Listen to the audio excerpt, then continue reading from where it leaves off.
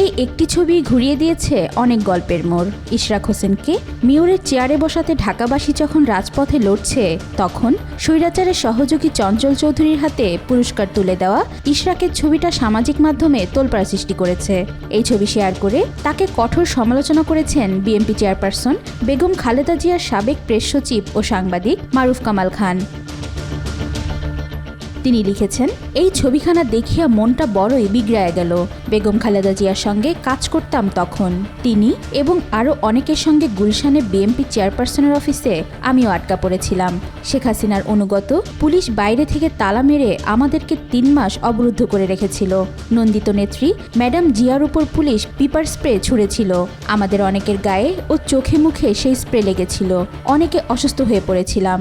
Phone, internet, gas, পানি এবং অবশেষে বিদ্যুৎ সংযোগও বিচ্ছিন্ন করে দেওয়া হয়েছিল।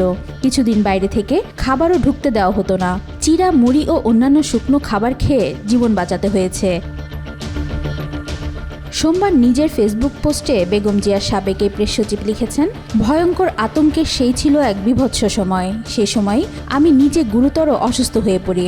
আমাদেরকে আটকে রেখে আসামি করা হয় নরহত্যা, বোমাবাজি, অগ্নিসংযোগ, হামলার অসংখ্য মামলায়।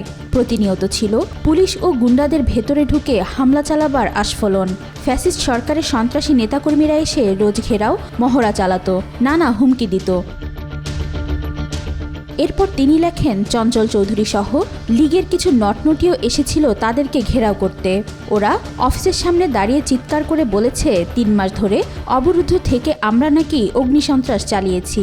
ওরা দাবি করেছে আমাদের কঠিন সাজা দিতে হবে। এগুলো কি সাংস্কৃতিক কর্মকাণ্ড ছিল? এখন সংস্কৃতির নামে ওদের হাতে পুরস্কার তুলে দিতে দেখলে খুব কষ্ট হয়, ভারী কষ্ট। এই কষ্টের কথা কাউকে বলে বোঝানো যায় না বলে মন্তব্য করেন তিনি। ওয়াহিদা পারভিন ইশিতা, আজকাল।